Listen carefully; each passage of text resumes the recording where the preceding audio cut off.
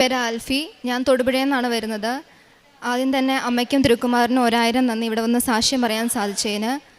ഞാൻ ആദ്യമായിട്ട് ഉടമ്പടി എടുക്കുന്നത് 2024 മാർച്ച് 3-ാം തീയതിയാണ്. അന്ന് എൻ്റെ ഉടമ്പടിയിൽ ഞാൻ ആദ്യത്തെ എൻ്റെ നിയോഗമായിട്ട് വെച്ചിരുന്നത് OET എക്സാം പാസ്സാക്കി തരണം എന്നായിരുന്നു. പക്ഷേ എൻ്റെ അമ്മയുടെ ഒരു വലിയ ആഗ്രഹമായിരുന്നു ഞാൻ NCLEX RN എക്സാം അതിനുവേണ്ടി പ്രിപ്പയർ ചെയ്യണം എന്നുള്ളത്. പക്ഷേ എല്ലാവർക്കും ഗൂഗിളിൽ സെർച്ച് ചെയ്താൽ അറിയാം, ഭയങ്കര ടഫുള്ളൊരു എക്സാമാണ്. ഭയങ്കര എന്നെയും കൊണ്ട് പറ്റുമോ ഇല്ലയോ ഒന്നും എനിക്കറിയില്ല. അതുകൊണ്ട് ഞാൻ അമ്മയോട് പറഞ്ഞു, എനിക്ക് പറ്റുമെന്ന് തോന്നുന്നില്ല, ഞാൻ OET തന്നെ കണ്ടിന്യൂ ചെയ്യാം. അങ്ങനെ OET എക്സാമിന് വേണ്ടി ഡേറ്റ് എടുത്തു, അതിനുവേണ്ടി പ്രിപ്പയർ ചെയ്തു. പക്ഷേ എനിക്ക് റിക്വയർഡ് ആയിട്ടുള്ളൊരു സ്കോർ കിട്ടിയില്ല. പിന്നെ ഞങ്ങളുടെ നഴ്സിംഗ് ആയതുകൊണ്ട് തന്നെ കരിയർ ഗ്യാപ്പ് വരരുതല്ലോ എന്ന് വിചാരിച്ചുകൊണ്ട് തന്നെ ഞാൻ പഠിച്ച കോളേജിലെ ഹോസ്പിറ്റലിലേക്ക് തന്നെ ജോലിക്ക് വേണ്ടി കയറി. അവിടെ വർക്ക് ചെയ്തു, കുറച്ച് നാൾ അവിടെ വർക്ക് ചെയ്തു. അതിനുശേഷം മാതാവിൻ്റെ ഇടപെടൽ മൂലം എൻ്റെ ഫ്രണ്ട്സ് വഴി എനിക്ക് NCLEX RNൻ്റെ പ്രോസസ്സിങ് സ്റ്റാർട്ട് ചെയ്യാൻ സാധിച്ചു. അങ്ങനെ അത് സ്റ്റാർട്ട് ചെയ്തു.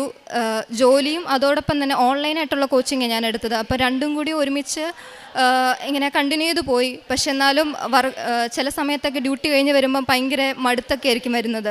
അപ്പോൾ നമുക്കത് കണ്ടിന്യൂ ചെയ്തു.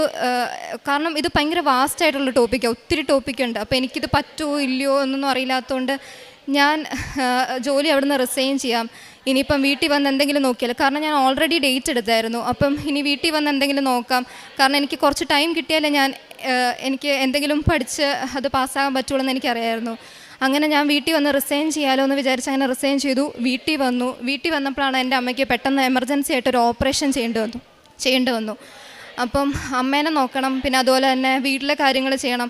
ശരിക്കും പറഞ്ഞാൽ ഞാൻ വീട്ടിൽ വന്നത് എനിക്ക് കുറച്ചും കൂടി ടൈം കിട്ടും, പഠിക്കാൻ പറ്റുമെന്നൊക്കെ വിചാരിച്ചുകൊണ്ടാണ് വന്നത്. പക്ഷേ എനിക്ക് പറ്റിയില്ല. കാരണം എന്തൊക്കെയോ നോക്കി എന്നല്ലാണ്ട് ശരിക്കും ഒന്നും നോക്കിയിട്ടൊന്നും ഉണ്ടായിരുന്നില്ല.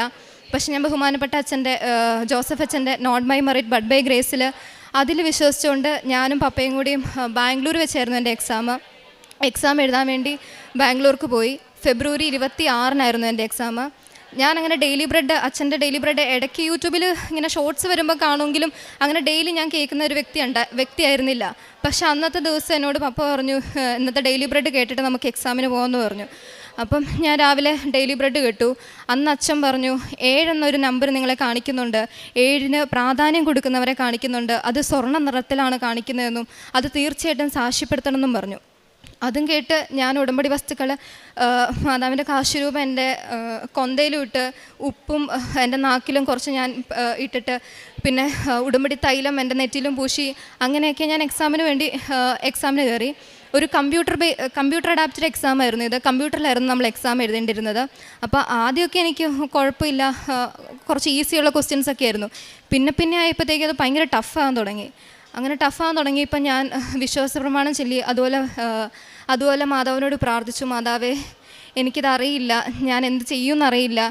പിന്നെ അച്ഛൻ്റെ രാവിലത്തെ ടോക്കിൽ ഞാൻ 7 എന്ന നമ്പർ കേട്ടുകൊണ്ട് അത് കേട്ടുകൊണ്ട് ഞാൻ ഇങ്ങനെ എനിക്കറിയില്ല, ഡൗട്ട് തോന്നിയ ക്വസ്റ്റ്യൻസും അല്ലാത്ത ക്വസ്റ്റ്യൻസും എനിക്കറിയില്ലാത്ത ക്വസ്റ്റ്യൻസൊക്കെ ഞങ്ങൾക്ക് ഓപ്ഷൻസ് ഉള്ള ക്വസ്റ്റ്യൻസാണ് ഞാൻ പറഞ്ഞല്ലോ. അതുകൊണ്ട് 7 എന്ന നമ്പർ ഫോക്കസ് ചെയ്തുകൊണ്ടാണ് ഞാൻ അറ്റൻഡ് ചെയ്തുകൊണ്ടിരുന്നത്. ശരിയാണോ തെറ്റാണോ ഒന്നും എനിക്കറിയില്ല. ഞാൻ എന്തായാലും അത് വിശ്വസിച്ചു, അതിൽ ഫോക്കസ് ചെയ്തുകൊണ്ട് അറ്റൻഡ് ചെയ്തു. എക്സാം കഴിഞ്ഞ് ഞങ്ങൾ തിരിച്ച് റൂമിലെത്തി. അപ്പോൾ എന്നോട് എൻ്റെ പപ്പ പറഞ്ഞു, അത് ഞങ്ങൾക്ക് അന്ന് ബാംഗ്ലൂർ റൂം എടുത്തത് 205 എന്ന് പറഞ്ഞ റൂം നമ്പർ 205 ആയിരുന്നു. അപ്പോൾ അന്ന് പപ്പേനെ ആരോ മനസ്സിലിങ്ങനെ 2+5 7 എന്നിങ്ങനെ ആരോ മനസ്സിലിങ്ങനെ തോന്നിപ്പിച്ചുകൊണ്ടാണ് എഴുന്നേറ്റ് വരുന്നത്. അതെല്ലാം കഴിഞ്ഞിട്ടാണ് ആക്ച്വലി ഞങ്ങൾ ഈ ഡെയിലി ബ്രെഡിൻ്റെ ടോക്ക് കേൾക്കുന്നത് തന്നെ. അതും കഴിഞ്ഞ് വീട്ടിൽ തിരിച്ചെത്തിയപ്പം അമ്മ എന്നോട് ചോദിച്ചു, നീ ഇന്നലെ അച്ഛൻ്റെ ഡെയിലി ബ്രെഡ് കേട്ടായിരുന്നോ എന്ന് ചോദിച്ചു. ഞാൻ പറഞ്ഞു, ഞാൻ കേട്ടായിരുന്നു എന്ന് പറഞ്ഞു. അപ്പോൾ അമ്മ അല്ലെങ്കിലും മാതാവ് പ്രത്യക്ഷപ്പെട്ടത് 7-ാമത്തെ ദിവസമായതുകൊണ്ട് തന്നെ 7 എന്ന നമ്പറിന് പ്രാധാന്യം കൊടുക്കുന്ന ഒരു വ്യക്തിയായിരുന്നു. അമ്മ എന്നും അച്ഛൻ്റെ ഡെയിലി ബ്രെഡ് കേൾക്കുന്ന ഒരു വ്യക്തിയാണ്. അപ്പം അച്ഛൻ്റെ ഡെയിലി ബ്രെഡ് കേൾക്കുമ്പം അതിൽ ലൈക്ക് അടിക്കാൻ നേരത്ത് എപ്പോഴും അമ്മ ശ്രദ്ധിച്ചിട്ടുണ്ട്, ഇങ്ങനെ ലാസ്റ്റ് 7 നമ്പർ, ലാസ്റ്റ് അല്ലെങ്കിൽ അതിൽ എപ്പോഴെങ്കിലും ഒരു 7 നമ്പർ വരുമ്പോഴാണ് അമ്മ എപ്പോഴും ലൈക്ക് അടിച്ചുകൊണ്ടിരുന്നത്. അപ്പോൾ അമ്മ എന്നോട് പറഞ്ഞു, നീ ഉറപ്പായിട്ടും പാസ്സാകും, നീ പേടിക്കണ്ട, മാതാവ് നിൻ്റെ കൂടെ തന്നെ ഉണ്ടെന്ന് പറഞ്ഞു. ശരിക്കും പറഞ്ഞു കഴിഞ്ഞാൽ എക്സാം എഴുതി 3-ാമത്തെ ദിവസം തൊട്ട് ഞങ്ങളുടെ വെബ്സൈറ്റിൽ റിസൾട്ട് അവൈലബിൾ ആണ്. പക്ഷേ എന്നോട് ആരോ പറയുന്നല്ലോ, നീ ഇന്ന് നോക്കണ്ട, നീ 7 ദിവസം വെയിറ്റ് ചെയ്യേ, 7-ാമത്തെ ദിവസം നോക്കിയാൽ മതിയെന്ന്. ടെൻഷനുണ്ട്. കാരണം 3 ദിവസം റിസൾട്ട് അവൈലബിൾ ആണ്, എന്നാലും കിട്ടുമോ ഇല്ലയോ എന്നറിയില്ല. ടെൻഷനുണ്ടായെങ്കിലും ഞാൻ ആരും എന്നോട് പറയുന്നല്ലോ, അപ്പം ഞാൻ 7 ദിവസം വെയിറ്റ് ചെയ്യാം, എന്തായാലും മാതാവ് എനിക്കൊരു 7 നമ്പർ തന്നതാണല്ലോ, അപ്പം ഞാൻ വെയിറ്റ് ചെയ്യാമെന്ന് വിചാരിച്ച് 7ാമത്തെ ദിവസം വരെ വെയിറ്റ് ചെയ്തു. അങ്ങനെ 7ാമത്തെ ദിവസം റിസൾട്ട് നോക്കുന്നതിൻ്റെ അന്ന് ഉച്ചയ്ക്ക് ഞങ്ങളുടെ വീട്ടിൽ ഒരു ചേച്ചി ഡെലിവറി, എൻ്റെ അമ്മയ്ക്ക് ഒരു ഡെലിവറി, അമ്മയുടെ സിസ്റ്റേഴ്സ് പുറത്തുനിന്ന് കൊടുത്തുവിട്ട് ഒരു ഡെലിവറി ഒരു ഗിഫ്റ്റായിട്ട് വന്നു. അതൊരു നീല കളറുള്ള ചുരിദാറായിരുന്നു. മാത്രമല്ല ആ ചേച്ചി വന്നത് ശരിക്കും മാതാവ് വരുന്ന പോലെ, നമ്മൾ നല്ല ചിരിച്ചൊരു മുഖത്തോടെ പ്രസന്നതയോടെയുള്ളൊരു മുഖത്തോടെയാണ് ആ ചേച്ചി വന്നത്. അപ്പോഴേ എൻ്റെ മനസ്സിൽ എനിക്ക് എന്തോ പോലെ ലൈക്ക് മാതാവ് വന്നതാണ്, എനിക്ക് എന്തായാലും കിട്ടും എന്ന് ഉറപ്പുണ്ടായിരുന്നു. പിന്നെ കുറച്ച് കഴിഞ്ഞപ്പോൾ ഏജൻസിക്കാരെനിക്ക് റിസൾട്ട് വായിച്ചു തന്നു. നീ പാസ്സായി എന്ന് പറഞ്ഞു. പാസ്സായി. അങ്ങനെ അതാണ് എൻ്റെ ആദ്യത്തെ സാക്ഷ്യം. അതുപോലെ തന്നെ 2ാമത്തെ സാക്ഷ്യം എന്ന് പറഞ്ഞു കഴിഞ്ഞാൽ, ഞാൻ NCLEX പാസ്സായി. ഇനി അടുത്തത് നെക്സ്റ്റ് സ്റ്റെപ്പ് എന്ന് പറഞ്ഞാൽ ഏതെങ്കിലും ഒരു ഇംഗ്ലീഷ് ടെസ്റ്റ് പാസ്സാകുമെന്നായിരുന്നു. അപ്പോൾ IELTS അല്ലെങ്കിൽ OET ഇതിലേതെങ്കിലും. OET ഞാൻ ഒരു പ്രാവശ്യം എഴുതി കിട്ടിയില്ല. അപ്പം IELTS ചൂസ് ചെയ്യാമെന്ന് ഓർത്തുകൊണ്ട് അങ്ങനെ IELTS ഞാൻ ആദ്യം ചൂസ് ചെയ്തു. പക്ഷേ എനിക്കിത് ടഫായിട്ട് തോന്നി. എൻ്റെ മനസ്സിൽ ആരോ തോന്നിക്കുന്ന പോലെ, നീ OET എഴുതുക, ഒരു പ്രാവശ്യം കൂടി എഴുതാൻ നിനക്ക് കിട്ടും, മാതാവ് ഇങ്ങനെ പറയുന്ന പോലെ, എനിക്കിങ്ങനെ ഭയങ്കര ഒരു ബലം തരുന്ന പോലെ. അപ്പം ഞാൻ OET എങ്ങനെ എന്തെങ്കിലും ആട്ടെ സാരമില്ല, OET എഴുതാമെന്ന് വിചാരിച്ച് അങ്ങനെ OETക്ക് വേണ്ടി ഡേറ്റ് എടുത്തു. അപ്പം ഞാൻ മാതാവിനോട് പ്രാർത്ഥിച്ചു, മാതാവേ അങ്ങയുടെ സാന്നിധ്യം ഉണ്ടെങ്കിൽ എനിക്ക് എന്തെങ്കിലും ഒരു അടയാളം കാണിക്കണം. അതായത് ഒന്നെങ്കിൽ എൻ്റെ സീറ്റിൻ്റെ നമ്പർ 7 ആയിരിക്കണം, അല്ലെങ്കിൽ ഞാൻ എൻ്റെ എക്സാമിനർ ഒരു നീല കളറുള്ള ഡ്രസ്സ് ഇട്ട ഒരാളായിരിക്കണം എന്ന്. പക്ഷേ എനിക്ക് OETയുടെ സീറ്റ് നമ്പർ കിട്ടിയത് 8 ആയിരുന്നു. പക്ഷേ ഞാൻ ഉടമ്പടി വസ്തുക്കളെല്ലാം ഉപയോഗിച്ചിട്ടാണ് എക്സാം ഹാളിൽ കയറിയത്. അവിടെ ചെന്നപ്പം എൻ്റെ എക്സാമിനർ ഒരു നീല ഷർട്ട് ഇട്ട ഒരാളായിരുന്നു. എക്സാം എന്ന് പറഞ്ഞു കഴിഞ്ഞാൽ എനിക്ക് ഭയങ്കര ടഫായിരുന്നു. ഞാൻ ആദ്യം OET എഴുതി, ആ OETനേക്കാളും എക്സാമിനേക്കാളും ടഫായിരുന്നു ഈ പ്രാവശ്യത്തെ എക്സാം. പക്ഷേ ഞാൻ not by merit but by ഗ്രേസിൽ അതിൽ തന്നെ ഉറച്ച് വിശ്വസിച്ചു. എങ്ങനെയോ എൻ്റെ 4 മൊഡ്യൂളാണ് ഞങ്ങൾക്കുള്ളത്. Listening, reading, writing, speaking. എൻ്റെ സ്പീക്കിങ്ങിന് കിട്ടി ഇൻ്റർലൊക്കേറ്റർ എന്നൊക്കെ പറഞ്ഞു കഴിഞ്ഞാൽ ഭയങ്കര സ്പീഡിലാണ്. എനിക്ക് ക്യാച്ചപ്പ് ചെയ്യാൻ പറ്റുന്നില്ല. പക്ഷെ ഞാൻ എന്തോ എന്നെയും കൊണ്ട് ആരോ പറയിപ്പിക്കുന്ന പോലെ എനിക്ക് എന്തൊക്കെയോ പറയാൻ പറ്റി. പക്ഷെ ഞാൻ വിശ്വസിച്ചു. എക്സാം എല്ലാം കഴിഞ്ഞ് എന്നോട് ആൾക്കാർ, പപ്പയും മമ്മിയൊക്കെ ചോദിച്ചു എങ്ങനെ ഉണ്ടായിരുന്നു എക്സാം എന്ന്. ഞാൻ പറഞ്ഞു കുഴപ്പമില്ലായിരുന്നു, എനിക്ക് ടഫായിരുന്നു. പക്ഷെ ഞാൻ പറഞ്ഞു കുഴപ്പമില്ലായിരുന്നു, കാരണം എൻ്റെ മനസ്സിൽ not by merit but by grace അതിൽ തന്നെ ഞാൻ വിശ്വസിച്ചിരുന്നു.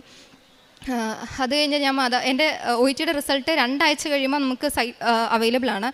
ഞാൻ മാതാവിനോട് ഡേറ്റ് ഇട്ട് പ്രാർത്ഥിച്ചു, മാതാവ് എനിക്ക് ജൂലൈ 9-ാം തീയതിക്ക് മുന്നേ എനിക്ക് റിസൾട്ട് കാണിച്ചു തരണം എന്ന് പറഞ്ഞു. ജൂലൈ 7-ാം തീയതി തന്നെ എൻ്റെ റിസൾട്ട് വന്നു. ഞാൻ പാസ്സായി. ഇന്ന് ജൂലൈ 9 എനിക്ക് സാക്ഷ്യപ്പെടുത്താനും സാധിച്ചു. ഇത്ര അനുഗ്രഹങ്ങൾ തന്ന മാതാവിനും ഈശോയ്ക്കും തിരുക്കുമാരനും 1000 നന്ദി അറിയിക്കുന്നു. പ്രേക്ഷിത പ്രവർത്തനമായിട്ട് ഞാൻ നേഴ്സായിട്ടായിരുന്നു വർക്ക് ചെയ്തുകൊണ്ടിരുന്നത്. അവിടെ ഹോസ്പിറ്റലിലും എൻ്റെ കൂടെ വർക്ക് ചെയ്ത സ്റ്റാഫുകൾക്കും അങ്ങനെയുള്ളവർക്കൊക്കെ പത്രങ്ങൾ വിതരണം ചെയ്യുമായിരുന്നു. പിന്നെ അതുപോലെ രോഗികൾക്ക് ശുശ്രൂഷകൾ ചെയ്യുമായിരുന്നു. പിന്നെ എൻ്റെ പപ്പയുടെ ഒരു ഫ്രണ്ട്, അവരുടെ മക്കൾക്ക് ചോദിച്ചില്ലെങ്കിലും അങ്ങനെ അറിഞ്ഞ് ഒരു സഹായം ചെയ്യാൻ പറ്റി. എനിക്ക് സാലറി ഒന്നും ഒത്തിരി ഉണ്ടായിരുന്നില്ല, പക്ഷെ എന്നാലും പറ്റുന്ന പോലെയൊക്കെ അങ്ങനെ സഹായം ചെയ്യാൻ പറ്റി. അതുപോലെ ഞാൻ വർക്ക് ചെയ്തത് സെൻറ്റ് ജോൺസിലായിരുന്നു, ബാംഗ്ലൂർ. അവിടെ ഒരു ക്രിസ്ത്യൻ ബേസ്ഡ് ഹോസ്പിറ്റൽ ആയതുകൊണ്ട് തന്നെ എല്ലാ ദിവസവും തന്നെ മാസ് ഉണ്ടായിരുന്നു, രാവിലെയും വൈകുന്നേരം. അപ്പോൾ മോർണിംഗ് ഷിഫ്റ്റ് ആണെങ്കിൽ PM ഡ്യൂട്ടി കഴിഞ്ഞ് വരുമ്പോൾ എനിക്ക് കുർബാന കൂടാനുള്ള അവസരം ഉണ്ടായിരുന്നു.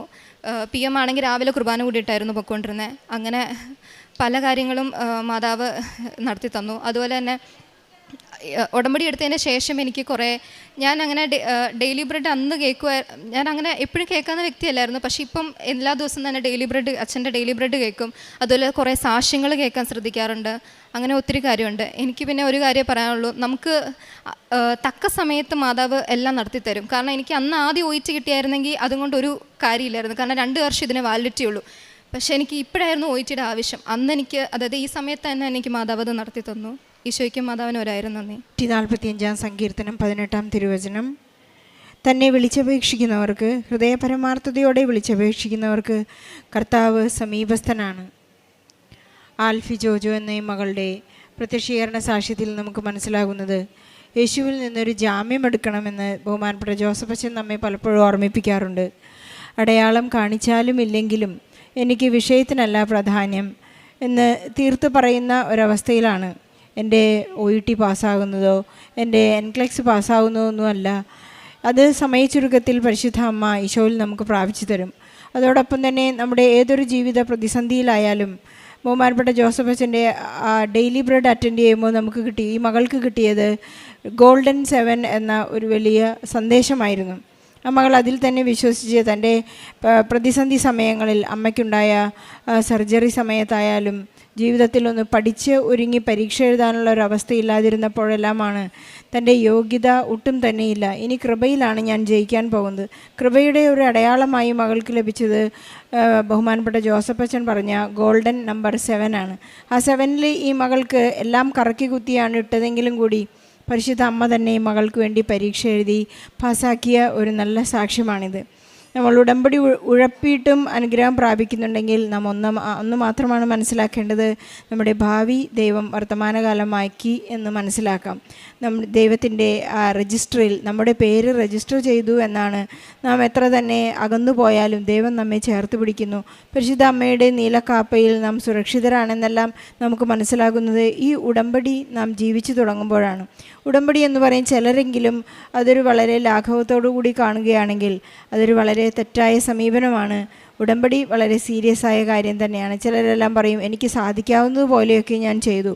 ദൈവം വാഗ്ദാനങ്ങളിൽ വിശ്വസ്തനാണ്. ദൈവം ഒരിക്കലും എനിക്ക് സാധിക്കാവുന്നതുപോലെയുള്ള വാഗ്ദാനത്തിൻ്റെ ഫുൾഫിൽമെൻ്റ് അല്ല നമുക്ക് വേണ്ടി നേടിത്തരുന്നത്.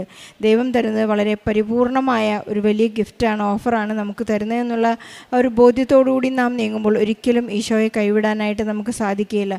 അതുകൊണ്ട് തന്നെ അനുഗ്രഹം നാം എപ്പോഴും ഒരു അനുതാപത്തിൻ്റെ ലെവലിലേക്ക് വന്നിട്ട് വേണം അത് സ്വീകരിച്ചെടുക്കാനായി. ഒരു നാണയത്തിൻ്റെ 2 വശങ്ങൾ പോലെ അനുഗ്രഹവും അനുതാപവും ഒന്നിച്ച് നീങ്ങുമ്പോൾ നമുക്ക് എത്രമാത്രം ഈശോയോട് അടുത്തിരിക്കുന്നുവോ അത്രമാത്രം അനുഗ്രഹത്തിൻ്റെ ആ ഒരു നീർച്ചാൽ നമ്മിലേക്ക് ഒഴുകിക്കൊണ്ടിരിക്കും. പരിശുദ്ധ അമ്മ പാടിയതുപോലെ ശക്തനായവൻ എനിക്ക് വലിയ കാര്യങ്ങൾ ചെയ്തു തന്നിരിക്കുന്നു എന്ന് നമുക്ക് മനസ്സിലാക്കാനായിട്ടുള്ള കൃപ കൂടി നമുക്ക് ലഭിക്കുന്നുണ്ട്.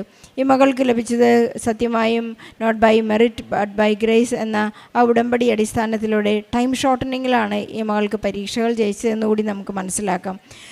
സമാനമായ പ്രതിസന്ധികളിലൂടെ കടന്നു പോകുന്ന എല്ലാ മക്കളുടെയും നിയോഗങ്ങളെ ഈ ആൽഫിയുടെ ഈ സാക്ഷ്യത്തോട് ചേർത്ത് വെച്ച് ഈശോയ്ക്കും പരിശുദ്ധ അമ്മയ്ക്കും നല്ലൊരു കൈയ്യടി